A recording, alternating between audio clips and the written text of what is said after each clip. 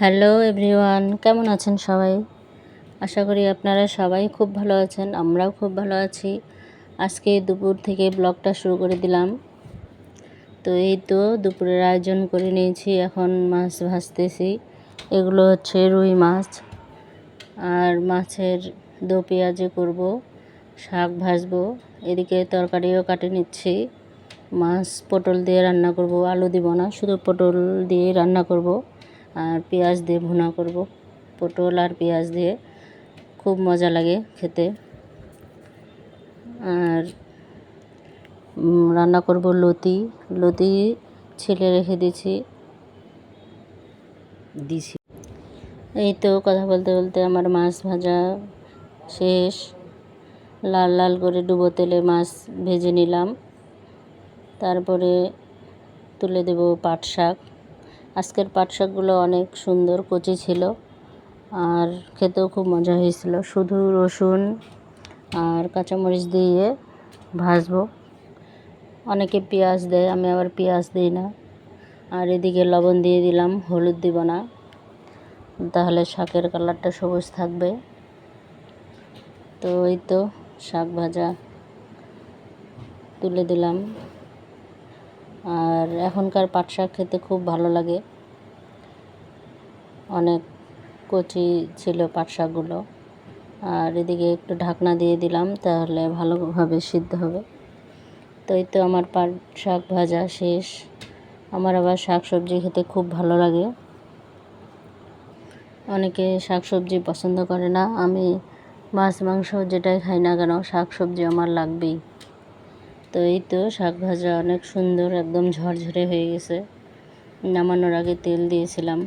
আর এদিকে মশলা কষাচ্ছি, পেঁয়াজ রসুন আর সব মশলা দিয়ে সুন্দর করে কষিয়ে নিলাম। এখন দিয়ে দিব লতির সাথে আলুও ঝুরি ঝুরি করে দিছি।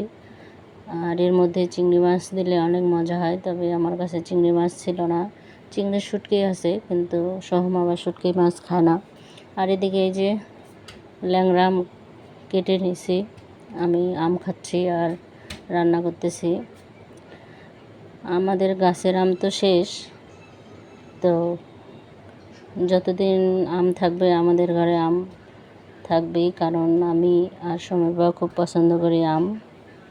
তো ওই তো কথা বলতে বলতে লতি রান্না করাও শেষ। আর ওইদিকে মাছের ঝোলও করে নিয়েছি।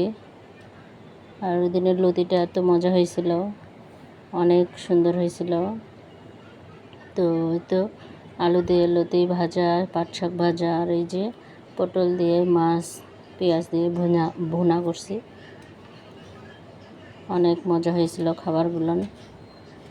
তো রান্নাবান্না কমপ্লিট। তারপরে সোমপুরবা স্কুল থেকে চলে আসছে পরীক্ষা দিয়ে, ওদেরকে এখন খাইতে দিছি, ওরা খেতে বসছে। তো খাওয়া দাওয়া শেষ করে আমরা এখন রেডি হয়ে নিছি। আমি যাবো একটু মার্কেটে, অনেক কাজ আছে, যেমন চশমা চেঞ্জ করতে হবে। আমার চশমাটা অনেক দিনের, তো গ্লাসগুলো নষ্ট হয়ে গেছে।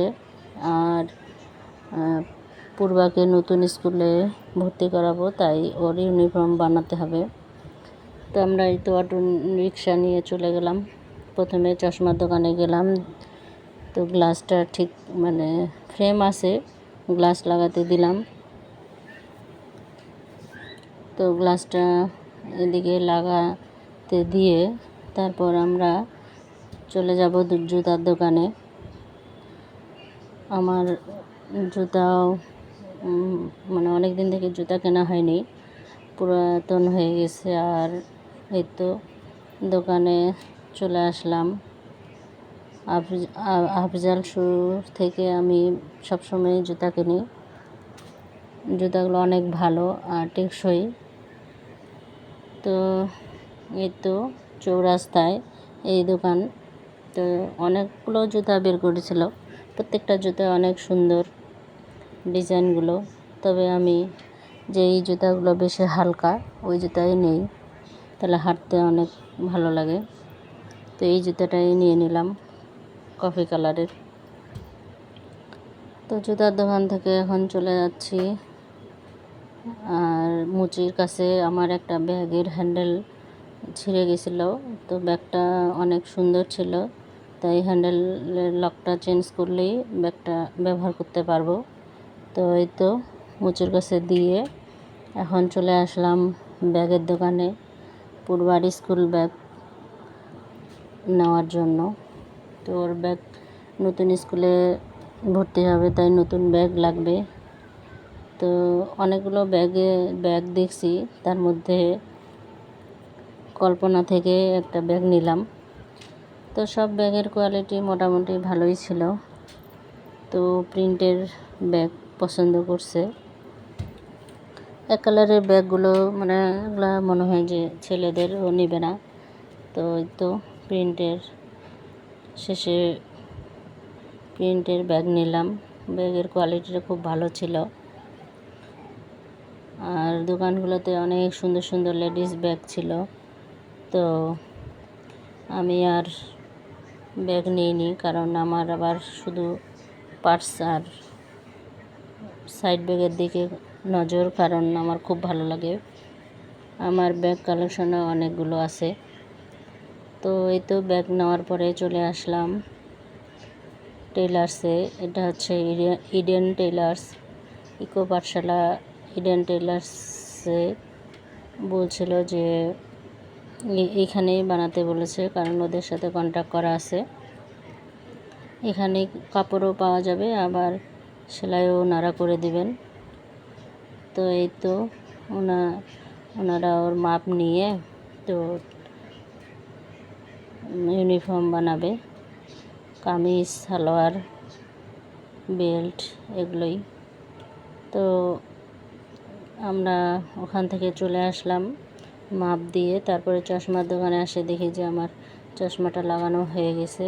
তো প্রথমে আমাকে অন্য একটি গ্লাস দিয়েছিল, এটা তো আমার না। পরে তখন বললাম যে এটা না, অন্য এটা আরেকজনের। তো পরে এই যে আমার চশমাটা অনেক সুন্দর। আর এটা নিয়ে আমরা তারপরে চলে আসলাম হোটেলে। তো অনেকক্ষণ মার্কেটিং করার পর খিদা লাগে গেছে। তো এই তো হোটেলে বসে পড়লাম বিকালবেলা। তো এখন নিছি পুরি আর হালিম। শীতের হালিম বেশি মজা লাগে, গরমের দিনে অত হালিম মজা লাগে না। তারপরও হালিম নিলাম। তো হালিম খেয়ে তারপরে চা খেয়েছি। আর এদিকে সোহমের জন্য পার্সেল করে নিলাম, ও বাসায় আছে। তো আজকে ভিডিওটা এই পর্যন্ত, আর বেশি বড় করব না। তো সবাই ভালো থাকবেন, সুস্থ থাকবেন। আর আগামী ব্লগ নিয়ে আবার চলে আসব। দেখার আমন্ত্রণ জানিয়ে শেষ করতেছি। আজকে ব্লগটা এই পর্যন্ত। তো টাটা।